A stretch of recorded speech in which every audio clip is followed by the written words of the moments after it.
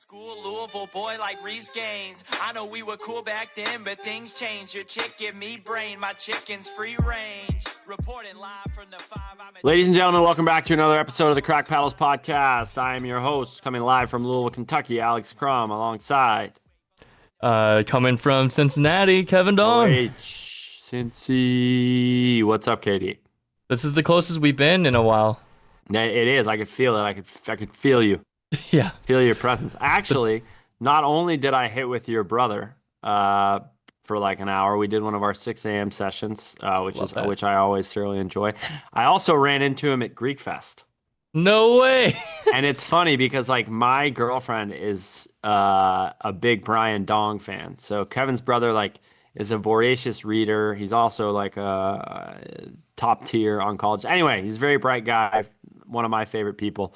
And my girlfriend's like obsessed with him from afar because he's always like posting his thoughts on like, he reads like 400 books a week and she's a big reader.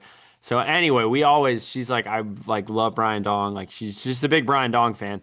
And what do you know? We're waiting at the Greek Fest in Louisville at a tiny little church. Like this is not a big thing. We're waiting for baklava in line. And who do we see? And she was like, is that Brian Dong? And I was like, it can't be Brian Dong. And then I was like, that's Brian freaking Dong. And so I saw him and he met Jordan and it was a big moment. He's a jack of all trades, man. And he is a master of some. Like that's crazy. Yeah, like, he is. He is. And he was wearing his Pickleball Ape shirt, which is the only reason that I was like, I knew for sure that it was him. Yeah. But anyway, that was a big moment. So shout out to Brian Dong.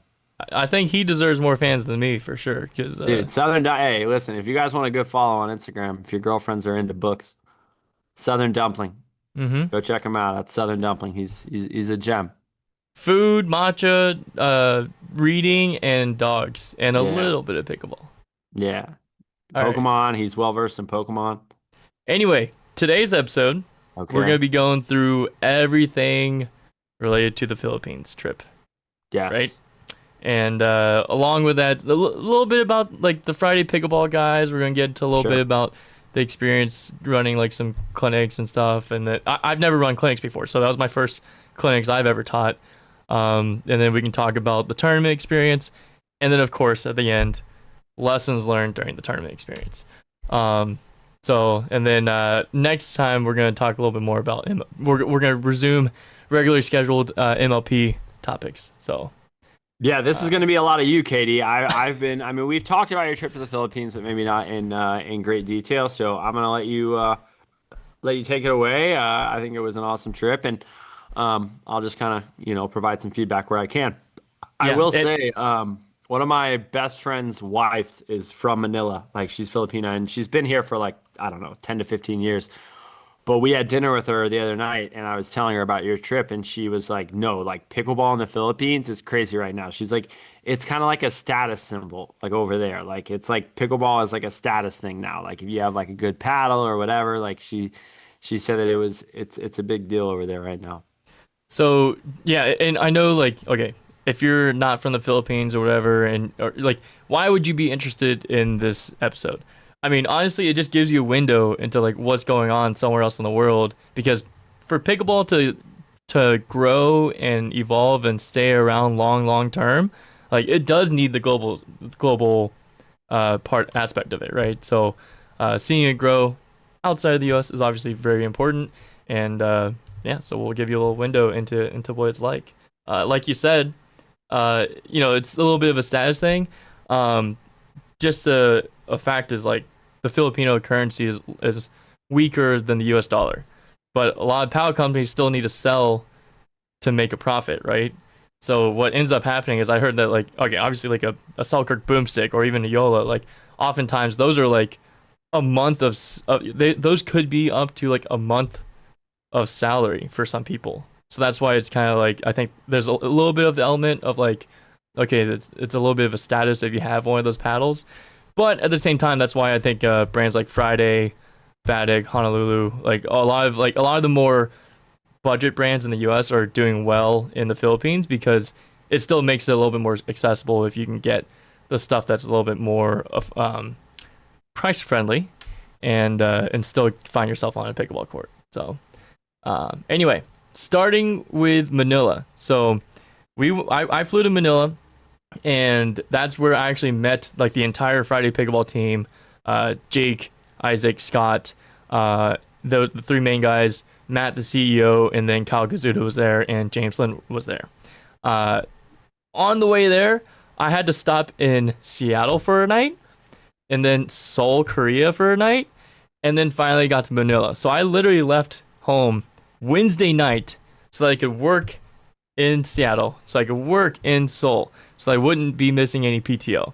So by the time I got to Manila at like 7 or like whatever 10 a.m. on Saturday morning, I was super jet lagged, super sleep deprived. I think I slept like an hour at a time a few times, once I left Seattle. So it was not great. Like somehow the body was not feeling the effects of the jet lag yet. So I was able to get all the adrenaline, like meeting new people, meeting all these, all the Filipinos. So you all went the Friday straight team. from like you landed and then you went straight to meet the guys and do all that.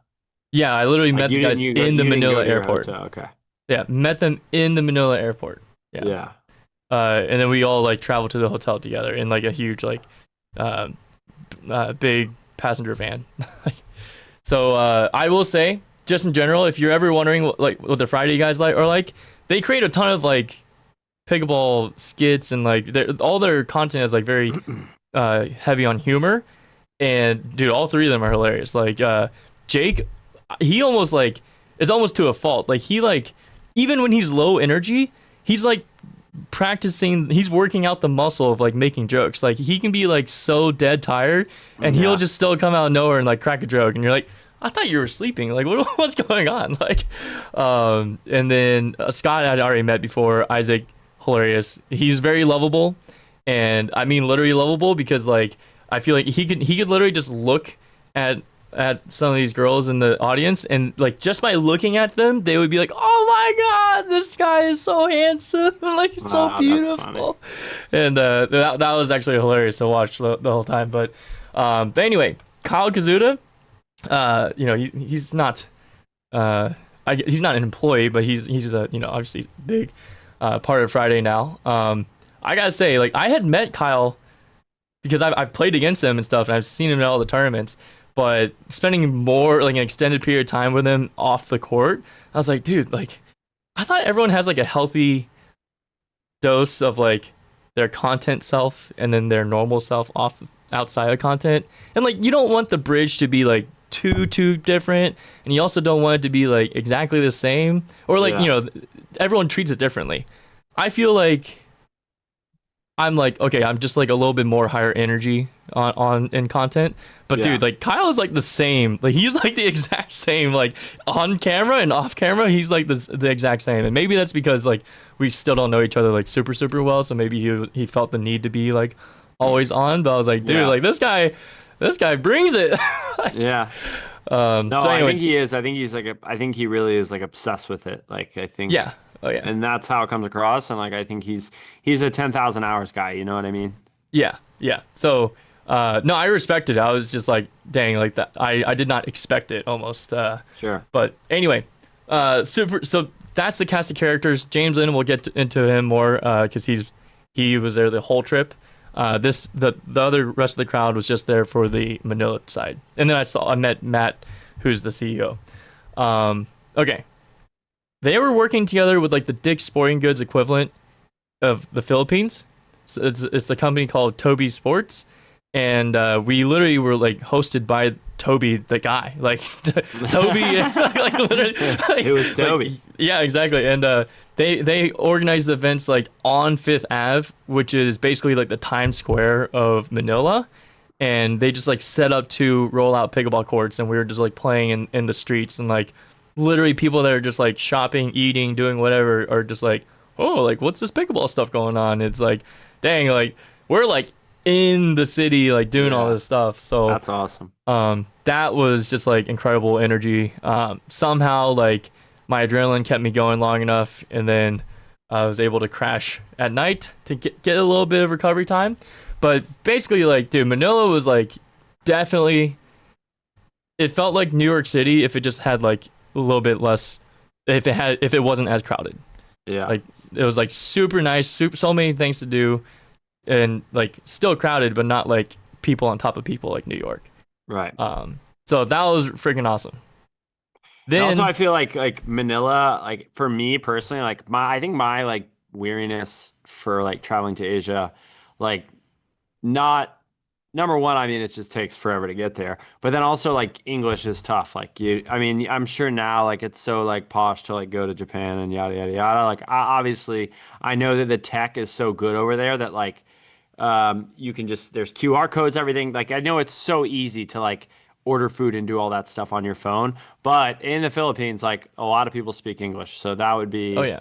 like that's I feel like Manila would be a place like if I were gonna pick one Asian city to go to where I would feel like comfortable getting around with English, it would be in the Philippines. True or false? Uh, from my experience, yeah, like Yeah. the English has been was very widely spoken. Do they in the they speak Philippines. like Philippienglish? Like Yeah, a yeah, little it's bit, like yeah. they're like bakaya chicken sandwich, and you're like what?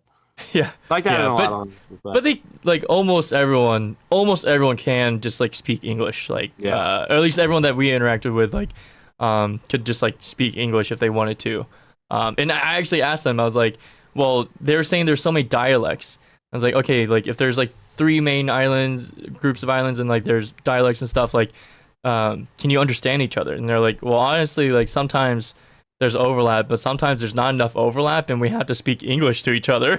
So like, really? instead That's of crazy. speaking Filipino, they'll speak English to each other because it's like they don't have enough vocabulary that's shared between the different dialects. That's funny. So anyway, so Manila, very successful. Food was great. They had all sorts of like good food like outside of just like Filipino food too. And actually, one more thing, like we ran into Steve Kuhn there. Do you know who Steve Kuhn Yeah, is? yeah. Yeah, he I guess he's like MLP, no? yeah, he founded MLP. Yeah. And I guess now he's kind of just like retired and chilling because you know, he has a ton of money. He's like, I'll just camp out in the Philippines and relax. And yeah, he like came to one of our events, and I was like, oh, aren't you Steve Kuhn? He's like, yeah, that's me. Yeah, really? That's crazy. Yeah, so because like even if you're like if you're middle class in America, you can go to the Philippines and live like a king at least for a little bit. That guy is like worth $1 billion, I imagine. I can only imagine what his accommodations were like over there. yeah, yeah. No, he seemed very happy to be where he was, and yeah. So Manila, very awesome city, very cool to be like in the actual heart of it. Meet all the Friday guys; they're all hilarious, good vibes and everything. And then after that, James Lynn and I got sent to the rest of the Philippines to do like clinics and challenge events and whatever else, and then eventually play a pro tournament at the end of the week. So we were handed off from Toby and Toby Sports. They handed us off to Gentle Pickle, which was like a more like grassroots distributor. And dude, like these guys were like the nicest, kindest hearts you've ever met. And are you laughing at Gentle Pickle? Sorry. Sorry. I wasn't going to. Hey, you know what? No, it's a good name. That's funny. I was laughing at Gentle Pickle, Kevin, and then you said they're the kindest. They're the most gentle pickles, dude. What do you want? You know what? Hey, it's good branding. It's very in sync with like the type of people they are. But yeah, so we went to Dumaguete and Cebu and then Davao. And Dumaguete is apparently, they claim it as like the birthplace of pickleball in the Philippines. Like that's where it like really got popular. And dude, like they were like, yeah, normally like if you asked us 5 years ago, the saying is like at the end of every street corner you'll see a gas station. Now everyone says at the end of every street corner you'll see a pickleball court. And it was like we're just driving and they're like, oh, you see that? That's a pickleball court. Oh, you see that? Like that driveway leads to a pickleball court. And it's just like there. It's like, dude, like how many pickleball courts are in this freaking city? Like it's insane. Awesome, Yeah, so I think they said there was like over 300 pickleball courts in Dumaguete, and it's like, I mean, the population is big, but it's not like insane. So it's like, Yeah. I'm like, do they have like the highest courts per capita in like Asia or something. Like that'd be a crazy stat. Um, and then Cebu was dude, Cebu. I didn't really know anything about Cebu, but they were like the liveliest crowd. Like they seemed like they liked to party the most and also bring that same energy to the pickleball courts. And we're teaching people how to like hit backhand flicks or how to hit scoop drops, scoop dinks, and I was like, it was just cool to see like how much like I don't know, like for you and me it might be like, oh, like yeah, this is just something that we like know how to do, like whatever. It's just I don't know how to do a scoop dink. I'm still waiting on to figure out how to do that one. You need to come to a James Lynn and Kevin Dong clinic. Dong Lynn clinic is what I need, man. Yeah, and but they were just so into it, dude. Like in Cebu, we had literally like 50, or like no more. It was we had we had over 50 people in a clinic, and it was just me and James like handling the entire thing. Yeah. So like not the most ideal coach to student ratio, sure. But like we were able to like get through everyone and like give feedback to everyone and stuff, and yeah, it just made like it was a cool experience to like, hey, like to us it seems so not ideal, but they were just like loving all the demonstration, all the instruction, like they're so like hungry for knowledge over there. Yeah, which was like so refreshing. I feel like it's just like a different perspective on things. Sure, and obviously they've probably, some of them probably knew who you were and stuff like that, so that makes it a little different. Those clinics where it's like you and it's like there's, you feel like there's so many people, it's like you just desperately want to provide like, value, and it's like yes. it is hard when there's, because I've done a few clinics where like, it's me and then there's 24 people, and it's like, obviously there are some people who recognize like he's trying the best he can. He wants to get to everyone, but then you have some people that are tough. But I'm sure in that environment it was a little bit different. But it is hard, man. Like it is hard because you're like, I want, each person to take something away. So if you ever take a clinic from myself or James Lynn in the future, the general format, I actually really like this. It was like basically like 20 to 30 minutes of like instruction and like demo. Like literally like James was like really leading the charge here. He was like he was basically like giving a whole lecture on the backhand flick, exactly how to set up on it, how to put the paddle face, every single motion, how to get more power, all common mistakes, everything. So he would lecture for like 20 minutes, we would demo it, and then we would like have everyone drill for like 20 minutes or 20 to 30 minutes. And then another like 20 to 30 minutes would be like kind of like live ball drills against us or something, like where so you kind of walk around. Yeah, that's the best way to do it. So, and then once the hour clinic was over, then we would do like challenge court against the pros. And because they were like at that point it was like the clinic people and everyone that signed up for open play. So at this point, especially in Cebu, we were trying to work through like 150 different people. So James and I were like nonstop, no break, just all right, rally scoring. Let's play a game. Okay, go. Just dude. Yeah. It was insane, especially because the facilities in the Philippines, again, like things that we take for granted in the US as like this is the ideal pickleball facility. Central air, cool AC, like air conditioning, like that's all deemed as normal.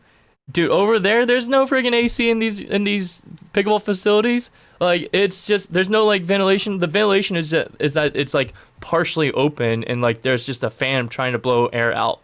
So like it just traps heat, it traps humidity. I almost died multiple times. Like yeah, no joke. I had blood rising to my face and pulling in my nose and under my cheeks because it was like trying to get heat off as fast as possible. I forgot the medical term, but that was like I was literally like texting my brother, freaking out, like, "Yo, what is this?" Like, because I was like, it feels sunburned, but it's like I wasn't in the sun. I was like in the facility. Yeah. So yeah, no, I can't even imagine. Ball's softer than a marshmallow. You're over there swaying. I mean. Yeah, I hate playing pickleball in that kind of humidity. Like, you just got to be changing like every 5 minutes. Like, it feels like almost like that's the problem. Like, I hate when like your shorts are soaked too. It's just a bad. But I'm sure you had to keep a brave face for that. You know what helped with that? Centerline Athletics, which I will say, okay, the shirts are so light that they do actually like when you have like a tremendous amount of sweat. Yes, like they will get clump up on you. Yeah, they will get wet just like any other shirt or material ever. But I will say the shorts were actually super helpful because the shorts have that little like grip tech stripe on the side. Yeah. And like even unless they are literally like submerged fully in water, like swiping your hand on that will like do a pretty good job of getting like most of the sweat off. So like even when I couldn't like get to a towel because I'm literally trying to play points as fast as possible and get through all 150 people, like I would just like swipe my hand against the little stripe, and it was like doing a fairly good job of like keeping it where like I could actually use my paddle like I was intending to. Because my least favorite thing ever on a pickleball court is having a grip that's like so slippery and wet. And dude, like the centerline shorts were like helping me big time. So that being said, code Kevin Dong for 30% off. All right, use code Kevin Dong and you're 30% off for Centerline Athletics. And I was thinking earlier, Kevin, about talking about paddle affordability and this, that, and the third, and people in the Philippines maybe not being able to afford certain paddles. Well, I can tell you if they were to go to MidwestRacketSports.com and use code CP15, they could probably find a good amount of deals. They might not ship to the Philippines, but everyone else can have that same spirit. Right. They may not ship to the Philippines. Maybe they do. I can't confirm or deny that, Kevin. Or if they don't now, maybe they will in the future. My point being, there's so many new paddles coming out 24/7, new Yola Ice Pop, this, that, and the third. You can find paddles that are on sale. And if you find a paddle that's on sale on MidwestRacketSports.com, if you use code CP15, you'll get 15% off additionally. So you can end up getting a paddle for maybe close to 30, 40, 50% off. We love Midwest. MidwestRacketSports.com. Use code CP15. Thank you for your service. All right, so you're sweating in Cebu. You had a good clinic with James. Yeah, I was gonna say when you're saying hopefully I was able to be tough and like not show that I was struggling too much. This is why I say that the team at Gentle Pickle were the kindest souls, because when I showed up and met them, one of the first things that came out of my mouth was, "Don't worry, guys, I'm very low maintenance." And by the end of the trip, having to bring him an IV. He had bananas on. They were bringing him a plate of bananas left, right. Dude, by the end of the trip, I was like, guys, I'm so sorry. Like, I'm so sorry. I told you that I was low maintenance. I did not realize that I was gonna need like ice everywhere we went, and like 7 towels a day, and like 6 liters of like electrolytes every single day. I was like, dude, these guys, because especially the first time it happened, where I was like really struggling from the heat and humidity. Like we're in the middle of an event, and like these guys are like panicking, trying to get these things that I needed, and I was like, I'm so sorry, but like, dude, like I can't function without this right now. But yeah, so very, very kind souls on their end. Okay. Shout out Gentle Pickle. Shout out Gentle Pickle. Should we get to Davao? Because this is the right. crazy part where we got yelled at by the entire Filipino crowd. Yes. In Davao, it's a tournament. Pro tournament, Kwangdong and Bao Dong are both there. So the goal was basically like, all right, if we get to the finals, like we will probably have to play QD and Bao at some point, or either in semis or finals. And we had told people beforehand, any prize money that we won, we were just gonna buy Friday paddles and toss them out to the crowd. So that was our way of like extending an olive branch to the Filipino crowd to be like, hey, like root for us, root for Friday. That all went out the window in the quarterfinals when we played against like the best Filipino male tennis player ever, Johnny Arcilla, and also one of the top Filipino pickleball players, Ken Unique de la Cruz. And from my understanding, like Johnny Arcilla is like he's like a figure in Filipino athletics. Like people know him, people love him. Like he's been around forever. So like because of that, yeah. To be fair, like I think he like was like 900 in the world. But for context, like the Filipino woman player Alex Iela is like, if you go to matches, there's normally like 2,000, 3,000 crazy Filipino fans. So Yeah. I can imagine this guy was a rock star because like they ride or die for their people if they're ever any good at tennis. Yes, that's what I've learned is that the Filipinos absolutely are so passionate about supporting Filipinos, which is amazing. Like I love that. Yeah, I do too. But yeah, basically, like, you know, we may have went down like 8-3 or something, and it's a 1 game to 15, so there's not much time. We were down big, we clawed our way back, and then all of a sudden we find ourselves down match point. And like I think we went from like 3-8 to like 13-10, and then somehow from there we like still gave up match point first, and yeah, when like they had match point first, we saved it, we went crazy, and it's win by 1. So game to 15, win by 1. Like every single point at this point matters. And we botched 2 match points, and immediately, like the whole time, the crowd is like chanting after every point. They're like screaming. Like I've never seen people scream like this before, and it's like right in our faces. And every time I'm like going to my towel, people are just screaming at me. I'm like, oh my god! Like, and I loved it. And no, I'm sure you did. You're good with that kind of stuff. Yeah, and basically at after we botched our 2 match points, like I distinctly heard someone yell like, "It's time to go home! Like go back home!"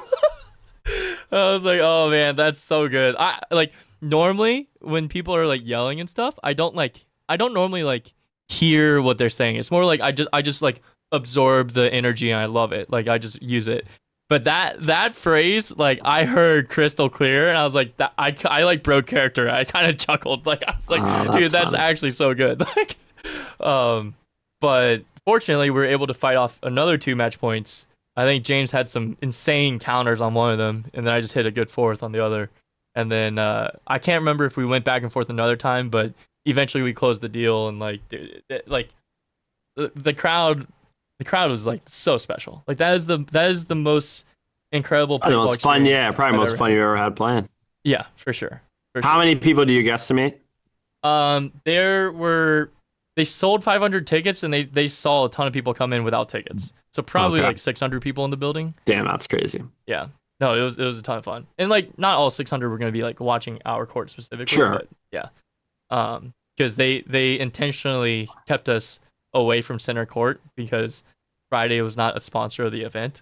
Oh, so really? The other sponsors were like, hey, like put them like on court 3 or 4, you know, like never put them on court center court. So we played our very first match on center court and then never again. And then did you end up competing against Kwong, and you did not? No, because we lost to Fook and his partner, but the 2 of the Vietnamese guys in the semis. Basically, and Kwong and Bao did win it now. Yeah, they did win. Dude, like we had like 5, maybe 10 minutes between the quarters and the semis. Yeah. And like this is after, because we had pool play first, so we played like 3 or 4 matches, and then we played round 16, then quarters, then semis, and then bronze medal match. So this was like an 8-hour day in a sauna. Like imagine you're just in a hot yoga studio for 8 hours. And then on top of like all the travel and everything else that you guys have been doing. So yeah, and like you're competing in the hot yoga studio. You're not doing yoga. You're like actively competing. So like, dude, like people like, again, the Gentle Pickle team actually, and my new executive assistant was like literally putting ice like on my neck in between matches, just like holding it there as I'm just like trying to cool down and stuff. Like, but yeah, they were like super helpful. Just like, hey, if they saw me without a water bottle, like here's some electrolytes. If they saw me without, were you like doing laundry perpetually? Because like that sometimes, like if I'm at super humid, like if I'm like playing a normal match and my like clothes are sweaty, I'll separate them and yada yada, and maybe not wash them like right away. But I feel like if you're like going through like 4, 5, 6, 7 shirts, like you gotta wash that, or else it's gonna like get this mildew and everything else. Like yeah, no, I definitely had to do laundry a few times on the trip, and my other strategy was like, I was sweating so much that you like, would just hang it up and let it dry out, or wring it out, and yeah. I literally would like every day I was like, I'm gonna try to use 4 shirts, and like by the time I get to the 4th one, hopefully the first one is not like disgustingly wet. Yeah, And I and would rotate back, you'll just double rotate through. Damn. Yeah. Fucking spray a little bit and you're good to go. Yeah. I'm not proud of it, but that was what needed to be done. And I feel you, dude. I was thinking about that. yeah. And even QD was just like, dude, like I was talking to him, he was like, dude, this is intense. Like the humidity is just killer. And like I was like, I thought you were a warrior. What's going on? This branding is not true. No, yeah, I'm sure he was fine, but still it's even we actually made a strategic play. So after we lost the semis, we lost the semis, and then we made a strategic play. James was like, yo, let's go talk to QD and Bal. Let's exchange information. I was like, okay, sounds good. And so we like gave the full scouting report of the team they're about to play, and they gave us the full scouting report of the team that they just beat. And it was pretty helpful. But basically, like losing the semis, so much of it was like, even though we were tired, we should have warmed up. Like James was like, we hit a few balls, and James was like, nah, like I'm dead. Like let's just wait. Yeah. Let's just not. And then guess what? We started so slow. It took like half a game for us to like get our legs back going. into it. 100%. Yeah. You have to you see these guys like they're warming up and cooling down every 10 minutes, you know? Yeah. So without legs, you're not serving as big. You're not getting low for your thirds. You're not getting low for your returns. And what did Fook and his partner do? They freaking crushed returns. They crushed serves and drives. And it was like, dude, we just lost the transition battle so bad. Like they're both like 6-0 plus singles players. Yeah, they're both like, yeah, Fook is very good. Yeah, dude. Fook's return was good. His partner's return was even better. I was like, I've never seen anyone hit that return as hard as they could and not miss a single one. I know you hit your returns really hard. Yeah, I used to, man. He crushes them. I've seen him play. No offense, you miss returns every now and then. He just does not miss returns. Yeah. So we got wrecked in the transition battle. So that was like lesson 1. It's like, dude, like it doesn't matter how tired you are, you gotta warm up. Like you cannot afford to start a match slow, especially when it's 1 game to 15. Yeah. And then 2 is like, yeah, like when they bang returns, this is something that James told me after. He's like, when you are receiving a return, and it is a very hard return and deep, it is like so difficult to hit a roll drop. Like there's just no you margin. should just hit a mediocre drive and then drop the next ball. Hit a mediocre drive or scoop drop it, and just absorb the pace. Yeah, and just stand there, wait for that. Because I mean, I feel like if you're hitting that, you gotta like slowly transition in. Yeah. I mean, either way, it's looking for a fifth, right? Like if they're banging one and you're having to back up anyway, like okay, hey, absorb the pace and hit a scoop drop, a push drop, scoop drop, whatever you want to call it, and then like assess where it is. Or just hit a drive and like, hey, like, I hope my partner's not going to crash because I'm like 5 feet behind the baseline hitting a difficult drive. Like, ideally, we're just both behind the baseline waiting for a fifth shot drop or reset. So I did a terrible job making decisions on thirds. So that's like my biggest takeaway is basically like that. Like, okay, what type of ball am I receiving? What type of third shot should I hit? Like, just going brain dead and saying drive third, drop fifth isn't always best. And then always trying to roll a third isn't best all the time either. And then only push dropping isn't best. Like James Lynn, honestly, super smart guy, super smart pickleball player and coach. And he was just like, yeah, dude, like you're so one-dimensional in transition. Like you are literally like either hitting an average drive or you're trying to hit an aggressive roll, and the aggressive roll drop works until it doesn't, and it just like is a free point for the other team, or like free. Right. Your partner's probably not going to reset it when they're just getting rocked at the feet. So that was actually really really helpful for me to learn. And then the other thing is throughout the whole trip, James also was like, dude, like you also only roll your backhand. Like he was like, you also like never slice or cup dink that much. And he was like, again, it's great when it works out, but when you don't have margin and you aren't completely set, like it's either like it's really taxing because you do get down, like I will get down and like get like in a full squat and hit a reset 2E dink, like a semi roll, but really mostly a reset dink. He was like, that's great, but then when you get tired, it falls apart, or like, or you're just not there, and you go for a little bit too much, and you have no margin, and then your partner gets flicked at. So those are probably the main things. Is like, you always need legs, serve, return, drive, third, all that. You always need legs. I need to be smarter on my third shot selection, and then like, it's okay to not hit an aggressive dink. Like, it just is. Like, like, you don't need to rush a kitchen point. Like, it's okay to, if to concede and say, I'm a little out of position. It's okay to hit a slice dink or a cup dink. So, really, really helpful from a learning perspective. But now, last thing is to the fun part. In the bronze medal match, James was cramping.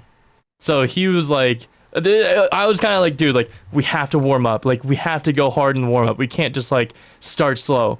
So we started warming up, and like 1 minute in, he goes, no, I can't. I was like, what do you mean? Like, we have to. Like, we literally have to. Did you see how bad we just played? Yeah. And he was like, I'm telling you, I'm cramping. I literally cannot play right now. Like, I was like, oh, okay, yeah, go chug water, eat more bananas, whatever. The whole time he was eating bananas in between games. He was like, monkey eat banana. Monkeys never cramp. That's the Tottenham, baseball player. Baseball player. I don't remember which one. Yeah. But, that's such a iconic quote. I know what it was. Yeah. Monkey never cramp. Yes. And then he was like, oh, monkey cramping. So basically, like, the other team's warming up, so they're using the actual warm up time. So we like end up starting, and he's like, dude, just play big. Like, just play big. Do whatever you gotta do. Play big. I was like, okay, like, say less. So, I played pretty well. I feel like I was like definitely trying to like crash more off in transition. I was like way more intentional of like looking for opportunities and like both laterally and also like north south, like closing in on the kitchen line.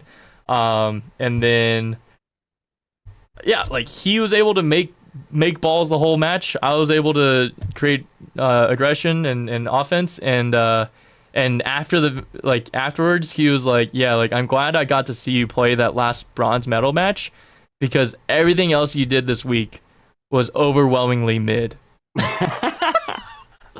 That's brutal, man. Your own freaking partner. He was like, well, he was kind of just like, I had like such higher expectations for you, like just things I had heard or like seen, and I was like, hey, like, I'm not gonna lie, I don't feel like I played that well either. Like, it's not like your assessment feels accurate to me too. Yeah. And so I was like, but in your defense though, like, you didn't go to the Philippines to like compete per se. I know you ended up. No, it got like the tournament got added on. That's what I'm saying. So like in your defense, like, it's not like you were like drilling, prepping for this. Like, you were going around doing clinics, having fun, growing the brand. That's the whole reason you went. So, and I'll defend you, but I'm glad you at least had that bronze medal moment so that he didn't think you suck. Right. And I will say, I'm not making excuses. It's more that like with the amount of sleep deprivation I had, like averaging maybe 4 hours a night, with the amount of sleep deprivation I had, the conditions being totally foreign to me, all that stuff, I actually am proud of the mental toughness of like facing the 3 match points against us in the quarterfinals, and then like bouncing back from getting rocked in the semis, and like actually, according to James, playing the best match of the day to end it, finishing stronger than I started. I am proud of like the actual like mental toughness required to be like, yeah, like everything is subpar conditions for me personally, and just like, let's just compete with what we have. So I was proud of that. But that being said, we won bronze, which meant that we won prize money, and then we almost got people killed because, dude, it was not a safe environment when we took these paddles.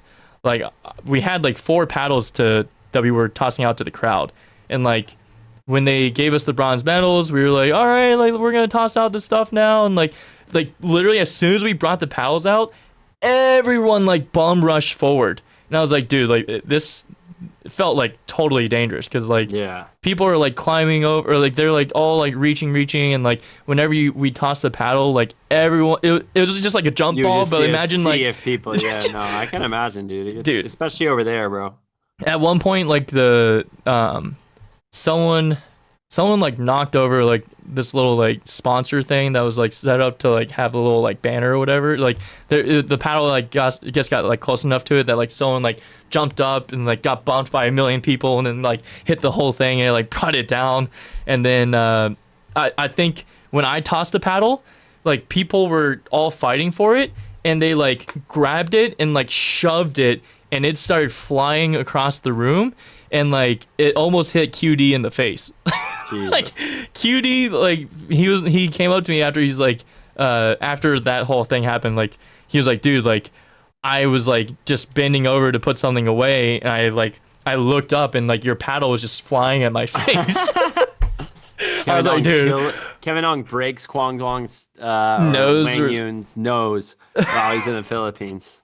Yeah, I was like, dude, I'm that's so a sorry. quick way to never get invited back to Asia. You mess with QE over there. Yeah, blacklisted everywhere. Exactly. No, but basically, yeah, like we tossed out the paddles. We did the medal ceremony, and then like the whole time people were like asking for like autographs and fake pictures and stuff. And like, dude, like it sounds insane, but like I've never given so many autographs. Like I feel like in the U.S. people ask for pictures, you know, whatever, fine. Like I've done a handful of signatures, but over there it was like everything. Like sign my shirt that I sign my shirt that I'm wearing right now. Like sign my hat, sign my paddle, sign my phone case. Like I signed a bunch of phone cases. Like it was absolutely nuts. And then obviously pictures with everyone. And then like after the medal ceremony, people like followed us to our bags. And they were like, hey, like, can we get anything? Like wristbands, shirts, yeah, whatever. So you're just tossing it all? Yeah, dude, I tossed like all my sweaty wristbands, like all the sweaty towels, like, because I was like, whatever, towels I can always get. Well, yeah, towels, it's probably whatever. good for you to get rid of some of that weight anyway. You're probably, I don't have to wash this anymore. I was literally like within half a kilogram of like the maximum checked luggage weight. Man. Yeah. And I needed that space for all the Filipino snacks to bring back to my wife. There you go. Exactly. You can't be gone for so long and not bring back something for wifey. Exactly. Smart I brought like half a luggage full of like snacks and stuff. We're still going through, obviously, but yeah, like that. Seriously, like people were so kind. Even obviously after like they're all rooting against us, they were like, so many people came up to us saying like, I wanted you to lose so bad, but like that was so much fun to like watch that match and stuff.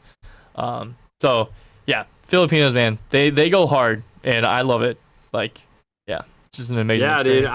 Dude, I mean, just from hearing about it, sounds like it was a trip of a lifetime. And, you know, I would imagine you'll probably have other opportunities to maybe bring your wife alongside next time. And think you made the most of it. On my end, like, I think it was great that because like it's easy to sometimes in life you get asked to do things like that and you're like, like I just came from Asia, yada yada. I think it's great that you were like, you know, you looked at it for what it was, which is an awesome opportunity and something it's a unique experience. So I think it's great that you went and did it and made sacrifices along the way, like working and not sleeping, and like that's not easy to do.